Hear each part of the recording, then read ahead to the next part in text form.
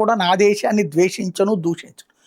కానీ వేరే దేశానికి వెళ్ళినప్పుడు ఆ దేశాన్ని కూడా నాశనం కావాలని కోరుకోను.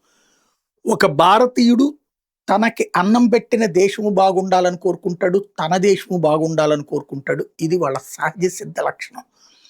అందుకనినే ప్రపంచంలో ఏ దేశానికి వెళ్ళినా భారతీయుడికి సముచిత గౌరవం లభిస్తుంది. సరైనటువంటి అవకాశాలు లభిస్తున్నాయి.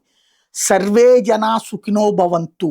ఇది భారతదేశంలోని వేదాలు ఘోషించేది, మంత్రాలలో చెప్పబడేది. ఇక్కడ యజ్ఞయాగాదులప్పుడు వాడేటటువంటి పదమే సర్వే జనా సుఖినో భవంతు. ఆ యజ్ఞ ఫలంతో ప్రజలందరూ సుఖ సంతోషాలతో ఉండాలని. అలా కాకుండా మనం ఉన్న దేశమే నాశనం కావాలని కోరుకునేటటువంటి విచిత్ర మనస్తత్వం కలిగినటువంటి వాళ్ళు తమ దేశం మీద ప్రేమ ఉంటే యెమెన్లోనో, లెబనాన్లోనో, పాలస్తీనాలోనో, ఆఫ్ఘనిస్తాన్లోనో, పాకిస్తాన్లోనో అక్కడే ఉండాలిగా. లేదా ఉద్యోగం కోసమో ఉపాధి కోసమో వెళ్తే అవతల వాడు నీకు అవకాశం ఇచ్చాడంటే వాళ్ళ దేశం పట్ల ప్రేమతో ఉండాలి. నీ దేశం పట్ల కూడా ప్రేమతో ఉండాలి.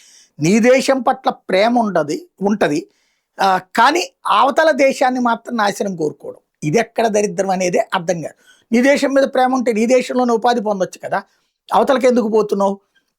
ఇక్కడ death Israel, death Canada, death to the United states.